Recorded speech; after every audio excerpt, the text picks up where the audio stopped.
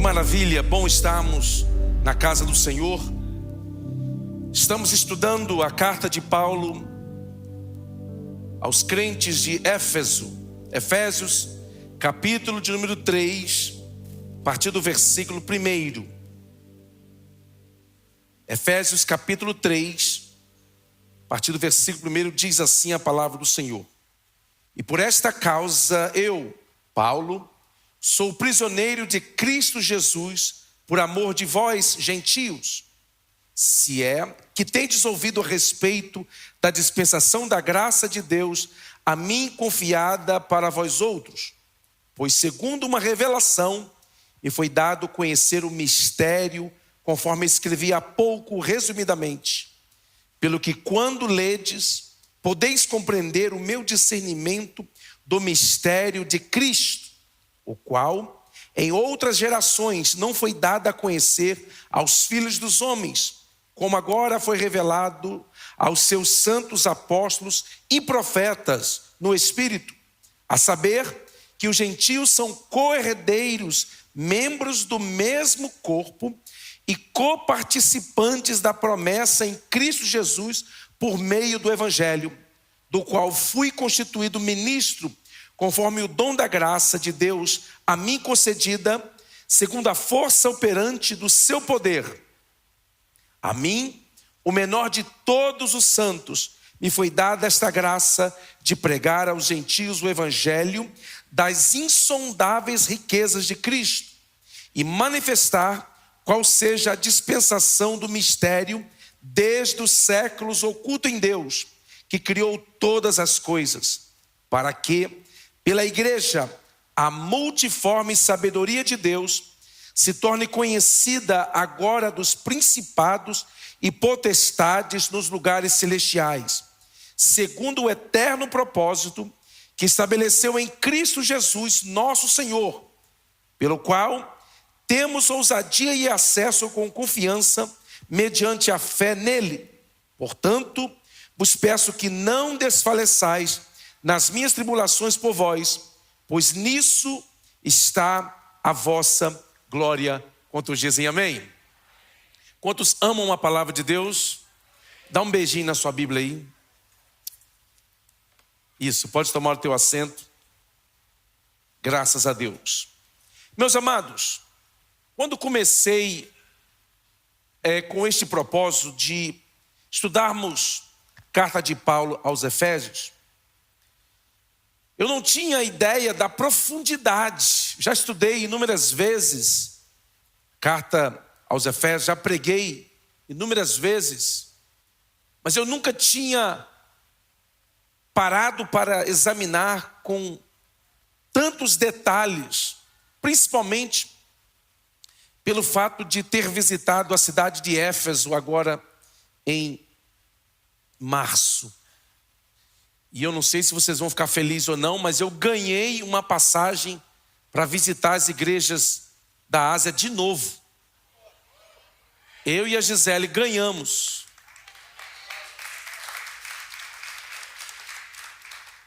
O governo turco está subsidiando, passagens para pastores de igreja, para estar visitando a Turquia e incentivando o turismo, Aí eu falei, eu só vou se eu puder levar pelo menos mais um. Aí eu vou levar o pastor lá do ano com a esposa.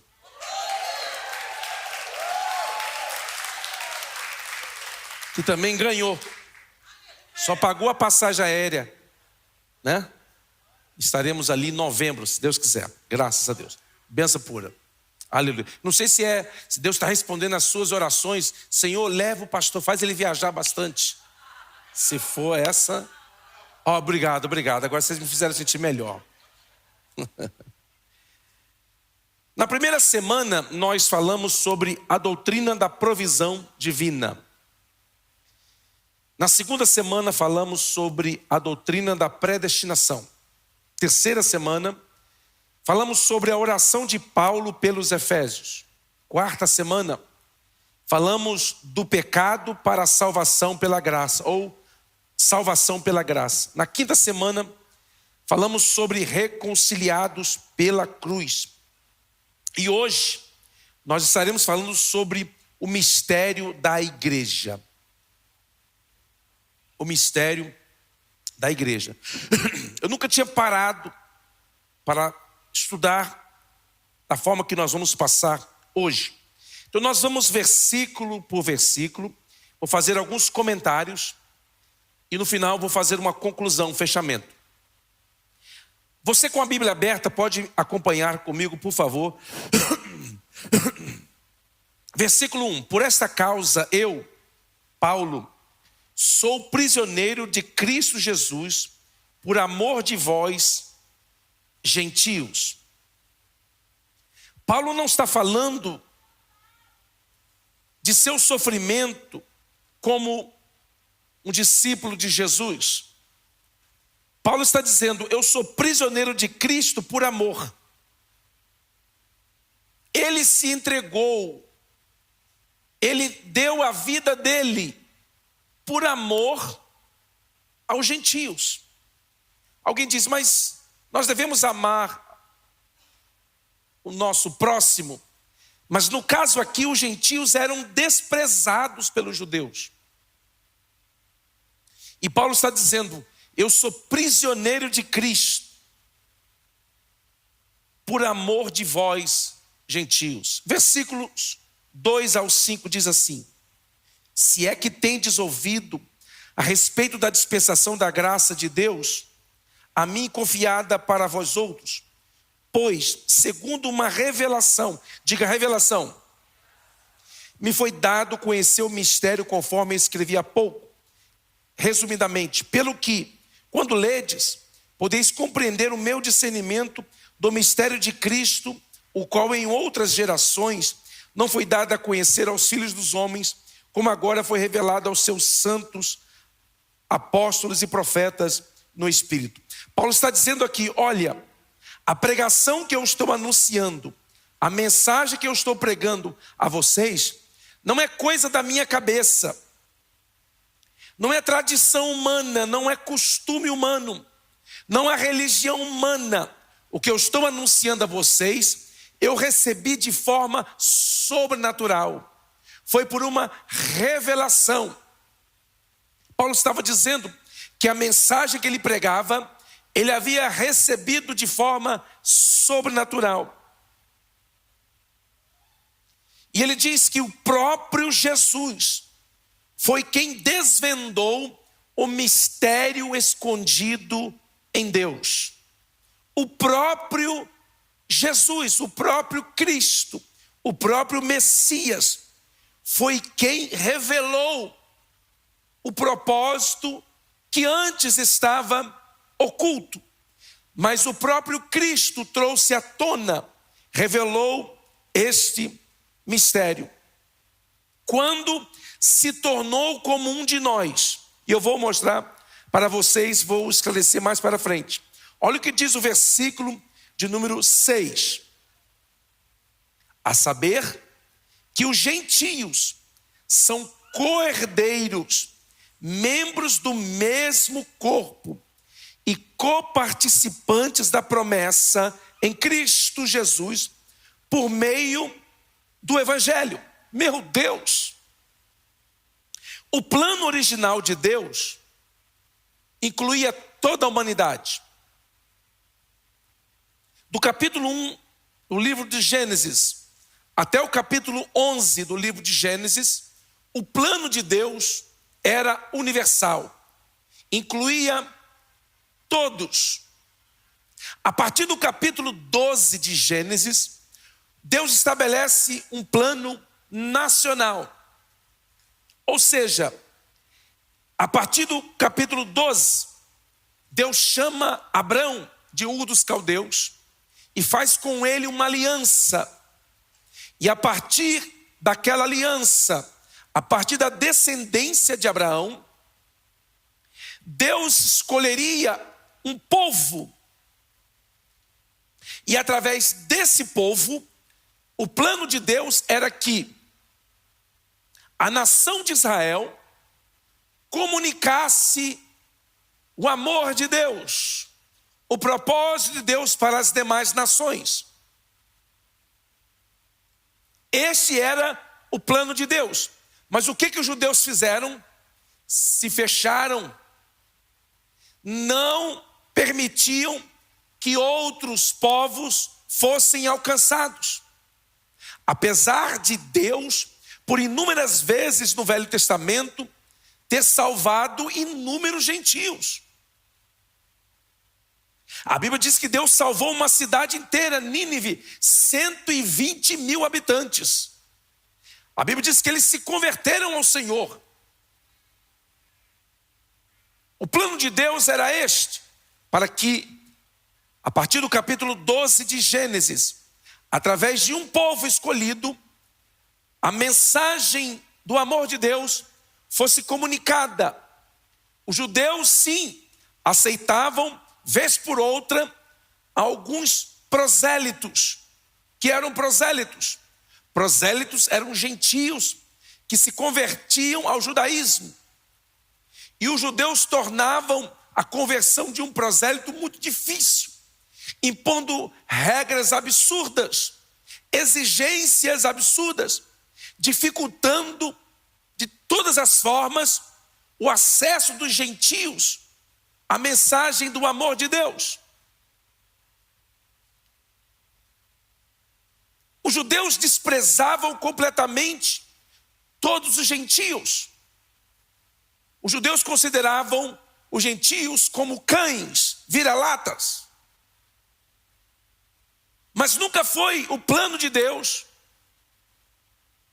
que a mensagem do seu amor ficasse reservada para um grupo específico. João 3,16 diz que Deus amou o mundo de tal maneira. Sempre foi o plano, o propósito de Deus, que todos fossem alcançados, que todos pudessem ouvir a mensagem. Mas por causa da dureza de coração dos judeus, a Bíblia diz que Deus enviou o seu filho, e ele veio, nascido no meio dos judeus, como homem, viveu dentro da lei, cumpriu toda a lei, e a partir da cruz, uma nova dispensação foi inaugurada. Uma porta chamada da graça foi aberta. E agora, o apóstolo Paulo está dizendo aqui, que Deus une através de Cristo, judeus e gentios. Agora já não há mais separação. Paulo está dizendo, as promessas de Deus para os judeus são também para os gentios. Porque agora Deus já não vê mais separação entre judeus e gentios. Porque agora, através do seu corpo, igreja, ele formou um novo povo. E é assim que Deus divide a humanidade. Se você quer saber. A humanidade para Deus está dividida em 3 grupos: judeus, gentios e igreja. Quem são os judeus? São os descendentes genéticos de Abraão, os judeus. Quem são os gentios? Todas as nações da terra. Quem é a igreja? Todos os salvos, judeus e gentios, salvos e lavados pelo sangue de Cristo. Agora, Deus, Paulo está trazendo esta revelação. A partir da cruz de Cristo, Deus revela o mistério oculto. E ele traz à tona o propósito dele, quando o próprio Deus se encarnou e tomou a forma humana. E vai viver por toda a eternidade com este corpo, com o corpo que ele herdou quando se encarnou. A partir da cruz, o plano de Deus volta a ser universal. Deus une Israel e gentios num só corpo chamado igreja. É por isso que Paulo diz, olha, esse mistério, a igreja, estava escondido em tempos passados, porque os antepassados não conseguiam discernir. Eles pensavam que o plano de Deus era apenas para eles. Mas Deus estava revelando, através dos séculos, o seu propósito, o seu plano eterno, o seu mistério escondido. E quando Cristo se encarnou e veio e morreu e ressuscitou ao terceiro dia, ele fez dos judeus, dos gentios, um só povo. E a partir da cruz de Cristo, tanto os judeus quanto os gentios, quando aceitam a Cristo, eles se tornam um só povo. E todas as promessas que se referem aos judeus, agora todos os gentios que aceitam o sacrifício de Cristo, eles não precisam voltar para a lei, para praticar os cerimoniais da lei, não. Mas em Cristo, eles se tornam uma nova criatura, quantos dizem amém? Efésios 3:7, do qual fui constituído ministro, conforme o dom da graça de Deus, a mim concedida, segundo a força operante do seu poder. Paulo usa a palavra ministro aqui. E muitas das vezes você vai ver alguns obreiros, pastores, evangelistas, missionários, falando com a boca cheia: eu sou ministro do evangelho. Paulo se identifica como ministro, eu também sou ministro do evangelho. Só que a palavra grega aqui para ministro é a palavra diáconos. Olha só que interessante. Paulo está dizendo, diáconos no grego significa servo, atendente, servidor, ou como um garçom num restaurante que serve a comida que a outra pessoa preparou. É apenas um servente, apenas um servo. Paulo se identifica como um diáconos, do qual fui constituído como um servo, como um atendente, conforme o dom da graça, a mim concedida segundo a força operante do seu poder.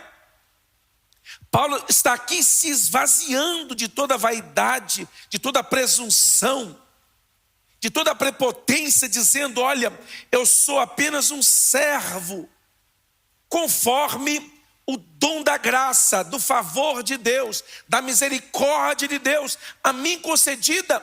E este dom opera em mim pelo poder do Espírito. Não é virtude minha, não é capacidade minha, não é referente ao meu preparo, não tem nada a ver com os meus diplomas.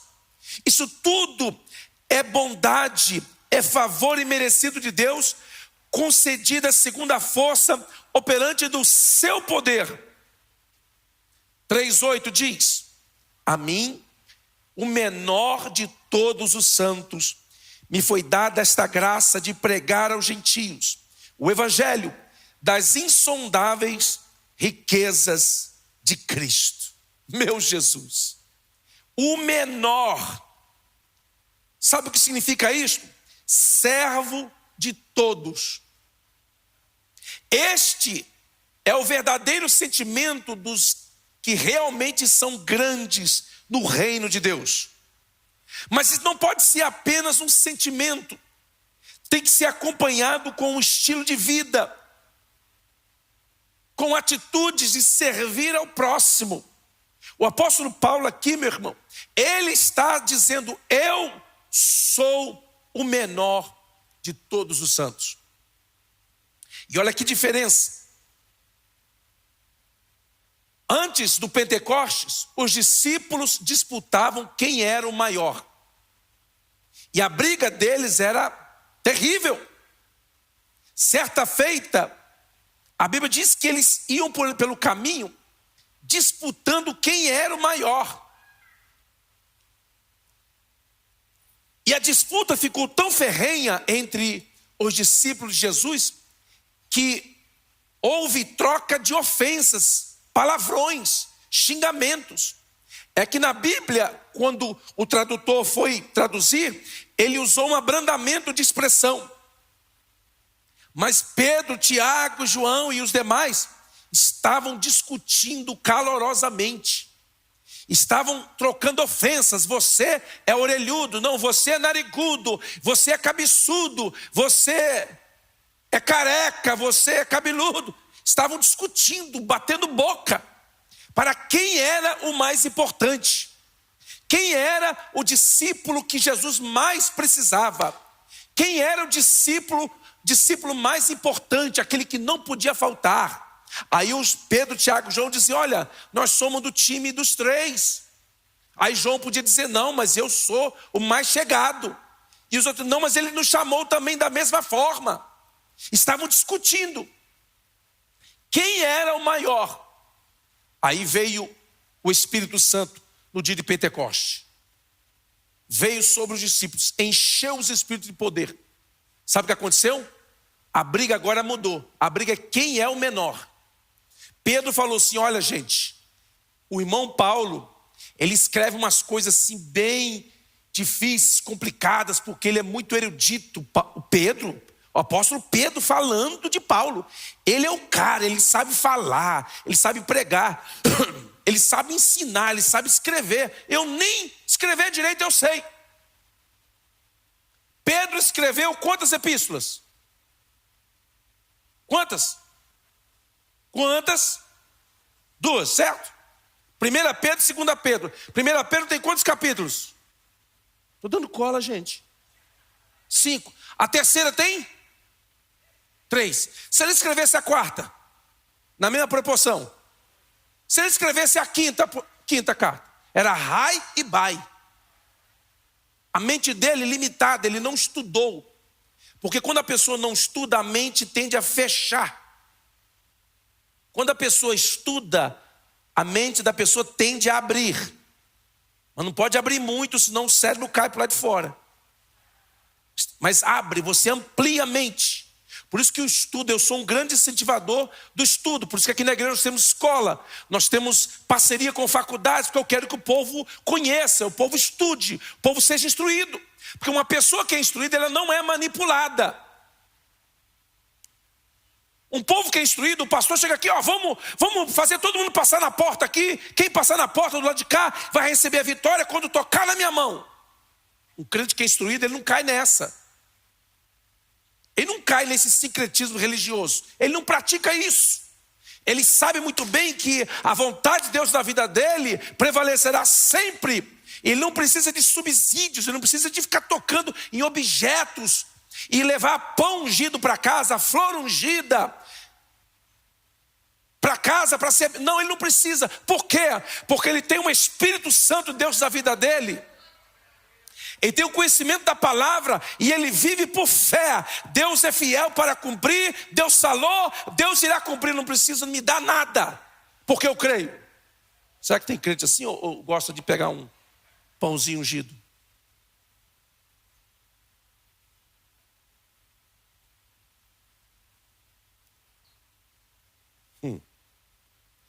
Paulo diz: eu sou o menor. Aí Pedro chegou e disse: não, sou eu que sou. Aí o outro dizendo: cara, eu não sou nada. Pedro diz: eu neguei.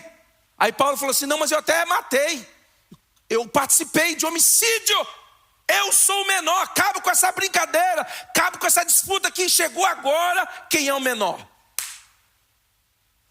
Paulo diz: eu sou o menor, mas não apenas dos apóstolos. Aqui ele diz: menor de todos os santos.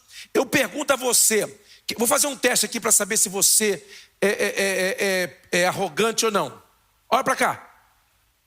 Quando você olha para um mendigo na rua, para uma pessoa mal cheirosa, uma pessoa que está na rua mendigando, não tem nada, quando você chega para essa pessoa, qual o sentimento que está no seu coração? Você consegue olhar para essa pessoa e ver o amor de Deus alcançando essa pessoa e se sentir um servo dessa pessoa? Não consegue? Altivez de espírito, está aí.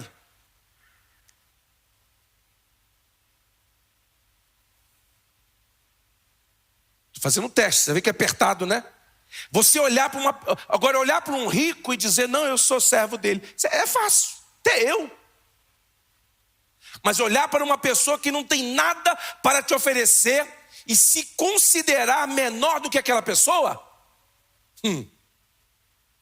Isso aí é sentimento de humildade. E Deus disse: olha, eu quero que vocês se humilhem, se quebrantem, se dobrem. E é melhor eu e você. Por isso que a Bíblia diz: humilhai-vos debaixo da potente mão de Deus. É melhor eu e você nos humilharmos, porque se Deus tiver que nos humilhar, nós não iremos gostar da forma que Ele vai usar.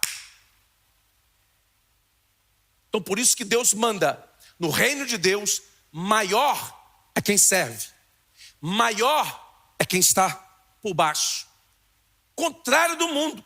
Lá no mundo maior é quem tem mais dinheiro, quem dirige o melhor carro, quem mora na melhor casa, quem veste a melhor roupa, quem tem mais dinheiro na conta. Lá no mundo, no reino de Deus, não se mede grandeza por coisas. No reino de Deus é quem é servo.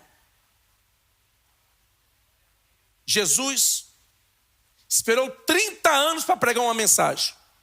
Imagine se eu e os pregadores que aqui estão preparássemos uma mensagem durante 30 anos para pregar. O que nós pregaríamos? Qual seria a nossa primeira mensagem? Algo impactante, não é isso? Ou seria algo que é mais importante para nós? Sim, normal isso. Jesus esperou o tempo dele de 12 anos até 30, 18 anos ele preparou um sermão. Quando ele abriu a boca, a primeira coisa, ou no seu ensinamento, o primeiro ensinamento que ele trouxe, a primeira coisa que ele diz é: arrependei-vos porque é chegado o reino dos céus. Quando ele sentou-se para ensinar, a primeira coisa que Jesus disse foi: bem-aventurados os pobres de espírito. Aí você disse: mas você esperou 18 anos para falar isso? Então significa que isso é importante demais? É. E olha, sabe qual é a palavra que Jesus usou, que está no grego ali, para mendigos, para pobres? É a palavra mendigo. Não é mendigo não, tá? Mendigo. Você que está fora do Brasil, mais de 40 anos. Que não estuda, que não lê. Não é mendigo não, mendigo. A palavra pobre ali é a palavra mendigo. Sabe o que significa isso? Jesus está dizendo: bem-aventurado os miseráveis que não têm dinheiro quebrado. Aí o cara: glória, eu estou nesse. Não, não é isso não. Quando Jesus diz bem-aventurados os pobres de espírito, Jesus está dizendo: bem-aventurados aqueles cujo coração, cujo espírito estão inclinados diante de Deus, que olham para as suas virtudes e as suas qualidades e não vê nada agradável. E eles não veem nada, eles se abaixam, reconhecendo que toda bondade vem dele, todo favor vem dele. Bem-aventurado aqueles que se dobram diante de Deus, que são humildes, que são simples como uma criança. É isso que Jesus está dizendo. Pobreza de espírito não tem nada a ver com conta bancária. Diga graças a Deus.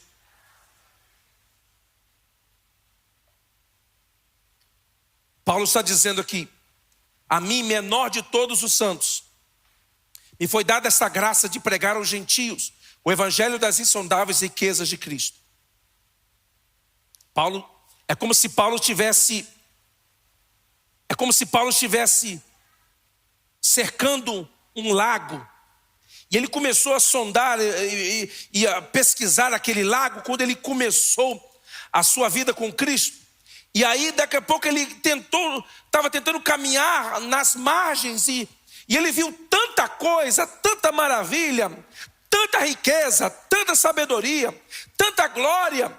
Ele acaba descobrindo que aquele não é um lago, é um oceano de profundidade, de riquezas. Ele diz: olha, as coisas de Deus, a riqueza de Deus, a sabedoria de Deus é insondável. Não há como prescrutar, não há como descobrir, não há como chegar ao fim. Você sabia que nós vamos passar a eternidade inteira conhecendo quem é Deus? E nunca vamos chegar a um ponto de dizer: eu conheço tudo sobre Deus. Sabe por quê? Porque os anjos estão lá desde o eterno passado até agora e ainda não se esgotaram em conhecer a grandeza de Deus. É por isso que os serafins, quando passavam diante do trono, eles olhavam lá para dentro do trono e eles viam algo que eles não conheciam. E a Bíblia diz em Isaías 6 que eles clamavam uns para os outros: Ele é santo, Ele é santo, Ele é santo, Ele é santo, Ele é santo, Ele é santo. Quando eles voavam, passavam por lá de lá, quando eles voltavam, eles olhavam: Ele é santo, Ele é santo, Ele é santo. Deus é infinito. O seu conhecimento é infinito, a sua mente é infinita. E nós vamos gastar a eternidade inteira. E de vez em quando nós vamos parar e nós vamos receber uma revelação de quem Deus é, que nós não sabíamos. Daqui a mais ou menos uns 5 trilhões de anos para frente. Aí nós vamos parar, todo mundo aqui da aba vai parar lá no céu. E nós vamos tirar um momento de glorificação. Vamos tirar um culto assim, rapidinho assim de 3.000 anos. Vamos ficar adorando a Deus aqui. Paulo está dizendo, as riquezas de Deus, a sabedoria de Deus é insondável. Não tem como chegar ao fim disso nunca. 3:9. E manifestar qual seja a dispensação do mistério, desde os séculos oculto em Deus, que criou todas as coisas. Havia um mistério oculto em Deus. Eu imagino os anjos querendo olhar, descobrir, porque os anjos, eles não são oniscientes. Os anjos ouvem, os anjos aprendem. Você sabia disso? Ou você pensa que os anjos sabem tudo? Com relação a esta vida, sim. Mas com relação aos mistérios de Deus, eles não sabem tudo, porque só Deus sabe tudo. Amém ou não? Então os anjos, eles olhavam e viam alguma coisa que Deus estava escondido, algum mistério que Deus estava escondido, e eles não conseguiam entender na totalidade. Eles não conseguiam compreender na totalidade o mistério escondido em Deus no passado. Eles, quando debaixo de uma missão divina, eles vinham aqui na terra para cumprir um propósito específico, mas havia um mistério escondido em Deus. Qual era o mistério? É de que a segunda pessoa da Trindade se tornaria como um de nós, como um de nós. E ele com seu sangue compraria um povo, e dos judeus e dos gentios faria um povo só, com as mesmas promessas, debaixo das mesmas promessas, e este povo iria cumprir o seu propósito, a sua vontade, por toda a eternidade.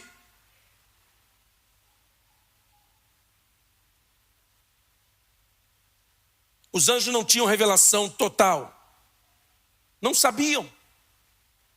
Por quê?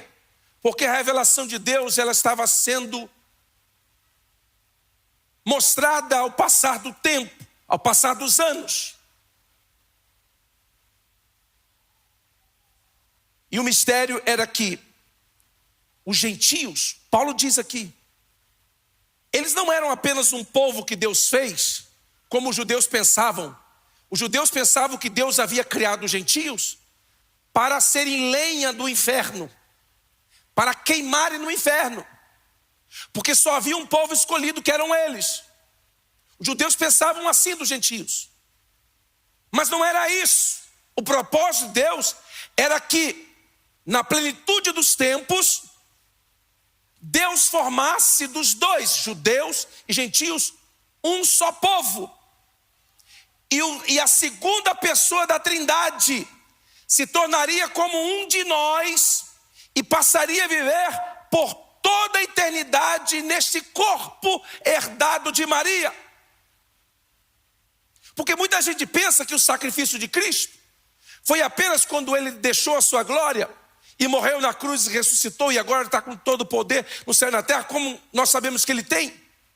Mas o sacrifício de Cristo será expressado por toda a eternidade. Sabe por quê?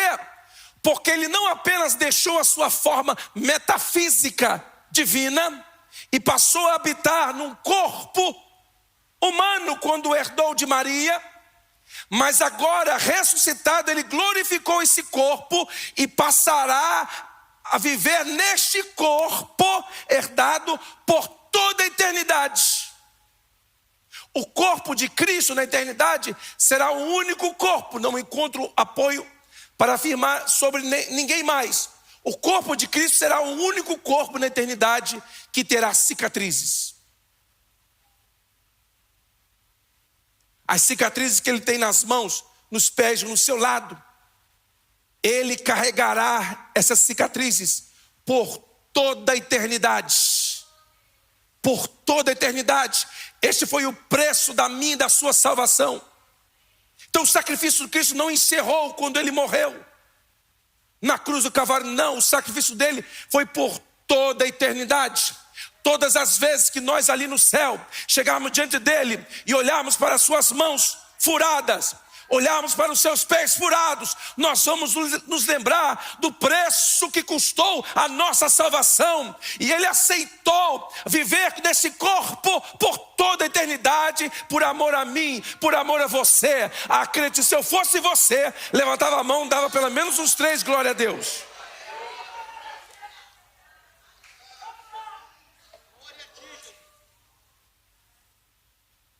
Colossenses 1:26 diz: o mistério que estiver oculto dos séculos e das gerações, agora todavia se manifestou aos seus santos. Efésios 3:10 e 11. Estou começando a encerrar. Para que pela igreja, diga pela igreja, a multiforme sabedoria de Deus se torne conhecida agora dos principados e potestades nos lugares celestiais, segundo o eterno propósito que estabeleceu em Cristo Jesus nosso Senhor. Meu Deus do céu, olha o que está escrito aqui. Vamos ler de novo, olha. Para que pela igreja, diga pela igreja, a multiforme sabedoria de Deus se torne conhecida dos principados e potestades nos lugares celestiais. Ou seja, o que Deus está fazendo a partir da cruz de Cristo é revelado para os principados e potestades, para os anjos, através da igreja. Meu Deus do céu! Você acha que você, pastor, se eu chegar no céu, se eu trupicar na porta, cair lá dentro, oh glória, tá bom demais. Meu irmão, ninguém vai chegar no céu caindo não, meu irmão, para com essa história. Céu é lugar de gente vencedora. Céu é lugar de gente batalhadora. Todo mundo que chegar no céu vai ter uma história de vitória para contar. Eu cheguei aqui, foi pelo sangue de Cristo, foi pelo testemunho, mas eu tive que renunciar, eu tive que dizer não, eu tive que fazer isso, eu tive que orar, eu tive que ir na igreja, eu tive que buscar a presença de Deus, eu tive que evangelizar, eu tive que fazer a minha parte. É por isso que as 7 cartas do Apocalipse está lá, o que vencia, o que vencia, o que vencia, o que vencia, o que vencia, o que vencia, o que vencia, o que vencia. Por quê? Porque céu é lugar de gente vencedora. Tem gente vencedora aí? Pelo glória a Deus você já vê essa pessoa. A glória. Um glória a Deus desanimado. Aleluia. Aleluia desafinado. Efésios 3:10. Pela multiforme sabedoria de Deus se torne conhecida agora dos principados e potestades nos lugares celestiais. Meu irmão, presta atenção. Hebreus diz que nós estamos acompanhados de uma multidão que nos observa. Quem são essa multidão? São seres espirituais. Você sabia disso? Está na Bíblia isso, crente. Ah, meu papai está me vendo. Não é isso que eu estou dizendo para você não, meu irmão. Ah, meu cachorrinho foi para o céu, está lá no céu me vendo. Para com essa história, meu irmão. Uns tempos atrás teve um problema aí que no Ministério Infantil do que o cachorrinho morreu e a criança estava triste. E aí alguém falou, não, lá que chegar no céu vai estar lá. Que vai estar cachorro no céu, meu irmão?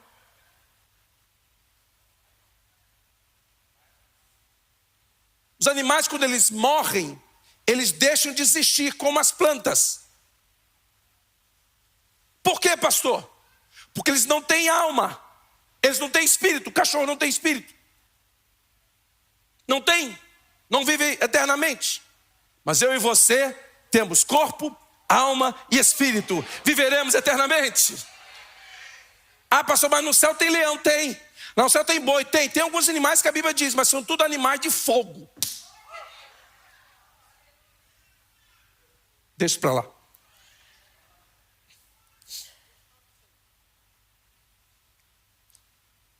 Paulo está dizendo, antes, todo mundo espiritual, todos os anjos, todos os principados e potestades, eles olhavam para Israel, para que através de Israel Deus revelasse o seu propósito, a sua vontade.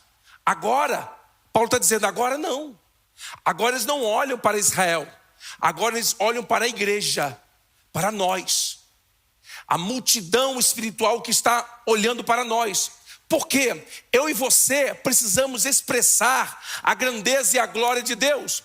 Eu e você precisamos permitir que o Espírito Santo opere em nós, trabalhe em nós, e forme em nós a imagem destruída de Cristo, que nós perdemos no pecado original.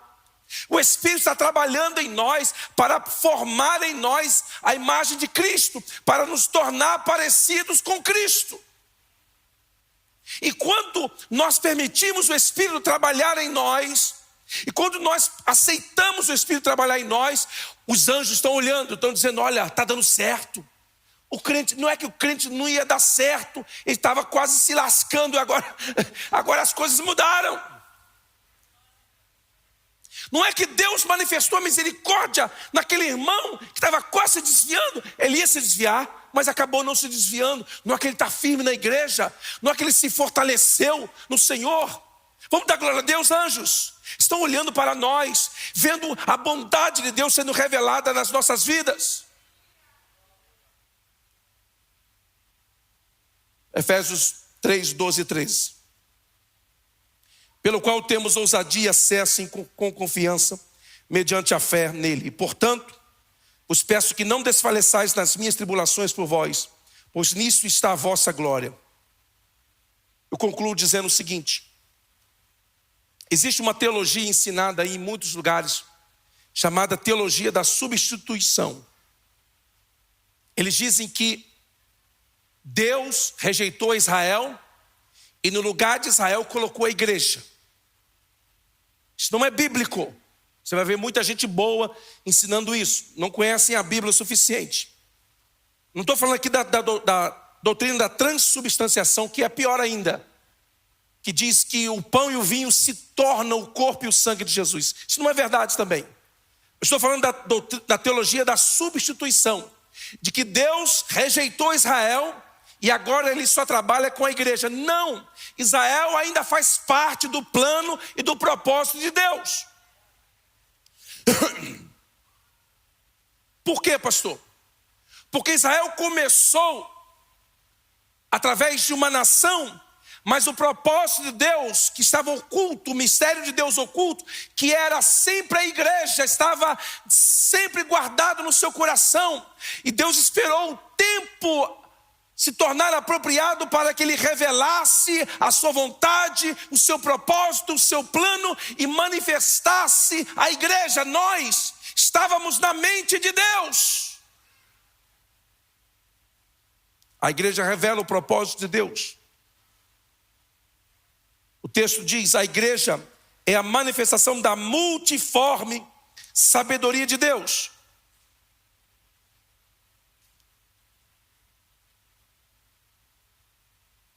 No plano, na mente, no propósito de Deus, nós já existíamos. O plano de Deus estava sendo revelado pelas Escrituras. Muitos profetas revelavam, muitos profetas conseguiam ver num relance, momentos que Deus trazia e esclarecia para eles o seu plano, o seu propósito. E agora quando Cristo veio, quando Cristo se manifestou, é isso que Paulo está dizendo. Agora Cristo veio e tornou este plano de Deus visível, palpável, real. Já não é mais uma profecia, Cristo é o cumprimento desta profecia. E Paulo diz: por isso que eu sou menor, eu não sou digno de tamanha compreensão e profundidade da mensagem do Evangelho. É esse Evangelho que Paulo pregava. Não era um Evangelho de melhoria social, não era um Evangelho de conquistas pessoais, mas era o Evangelho da cruz de Cristo, do plano e do propósito eterno de Deus, de salvar toda a humanidade. Vamos estar em pé, por favor.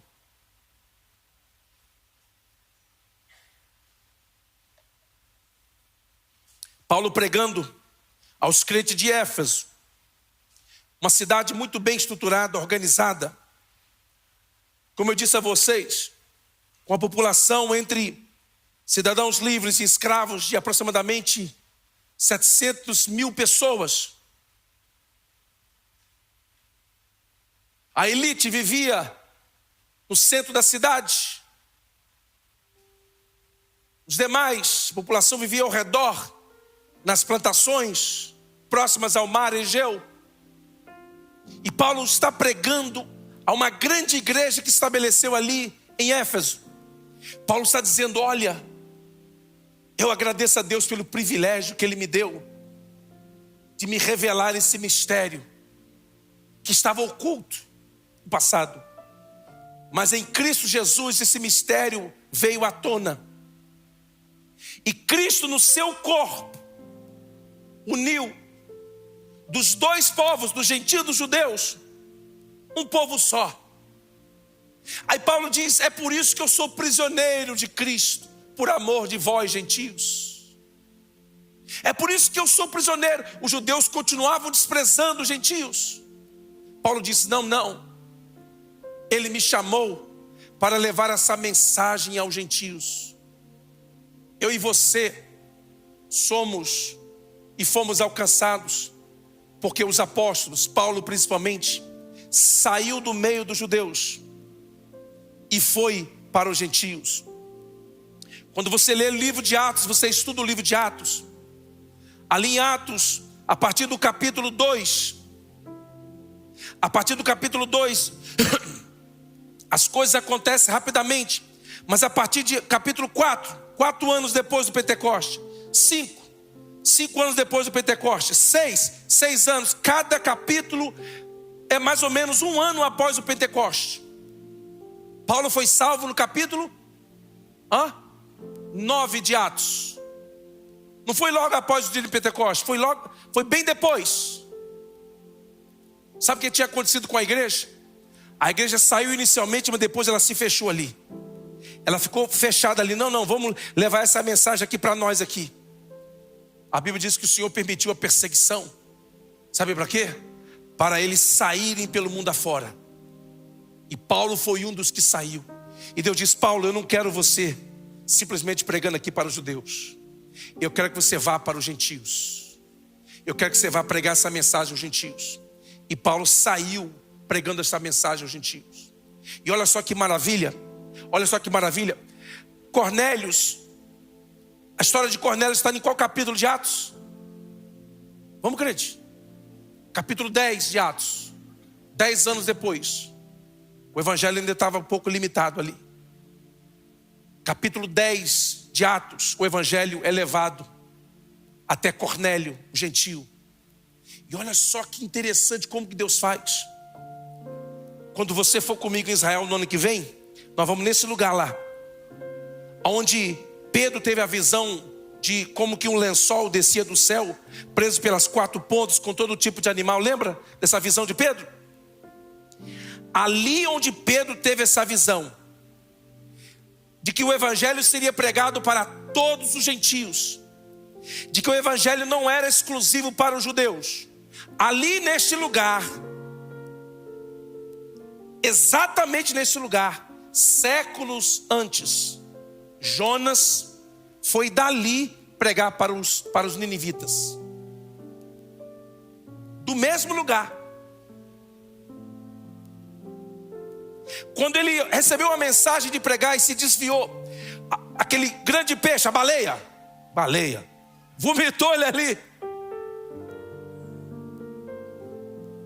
ele saiu daquele lugar. Olha interessante, séculos depois, o mesmo lugar de onde o profeta Jonas saiu para pregar a conversão para os ninivitas, do mesmo lugar, Pedro teve uma visão, e a partir dali o evangelho começou a entrar no meio dos gentios. Cornélio, o primeiro gentio convertido. 10 anos depois,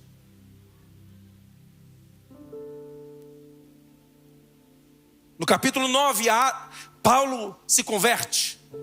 E ele tem uma visão de Deus. E depois ele começa a testemunhar, ele vai para o deserto da Arábia. E lá o Senhor Jesus se revela a ele.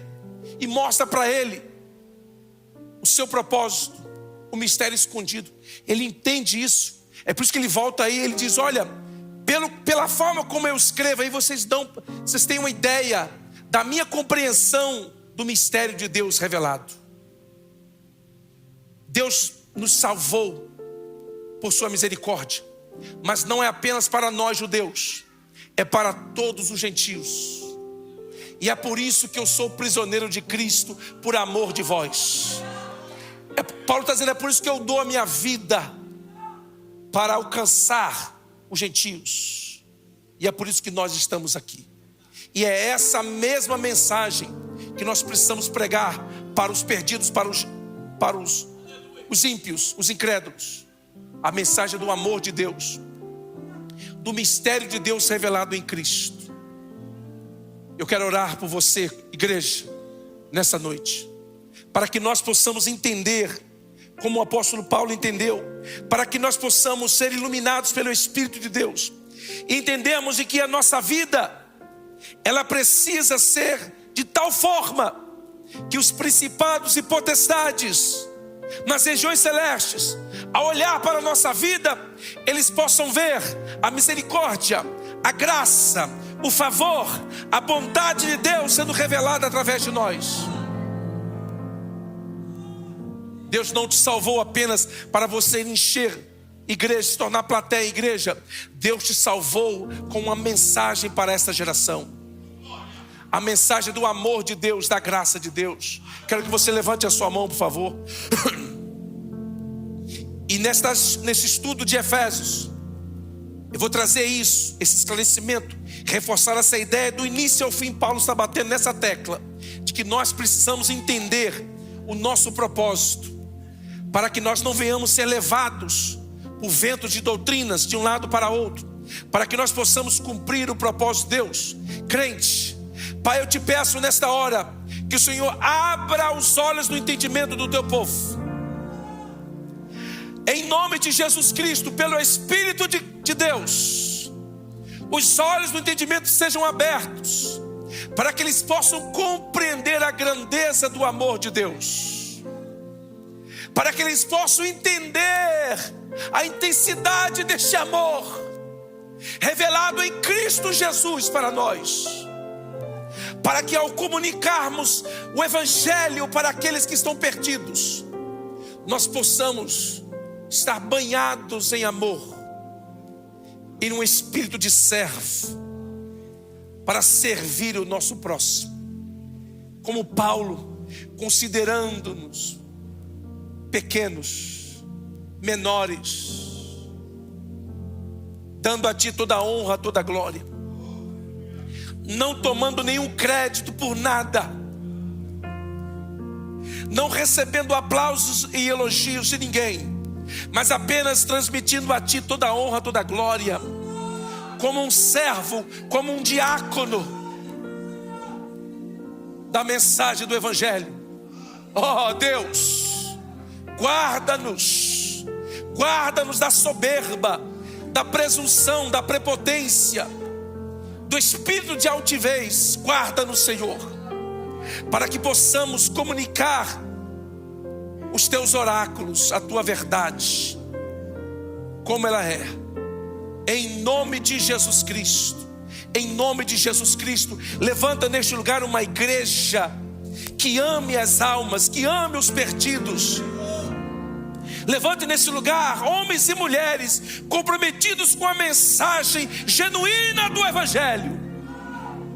Levanta neste lugar homens e mulheres que não estejam em busca de aplausos, de reconhecimento humano, mas que busquem apenas a glorificação do teu nome, que se escondam por detrás da cruz de Cristo, para que somente Cristo apareça, somente Cristo seja mencionado, somente Cristo seja aplaudido, somente Cristo seja glorificado. Em nome de Jesus Cristo. Em nome de Jesus Cristo. Em nome de Jesus Cristo. Quando você recebe com amor essa palavra, dê um aplauso forte ao Senhor.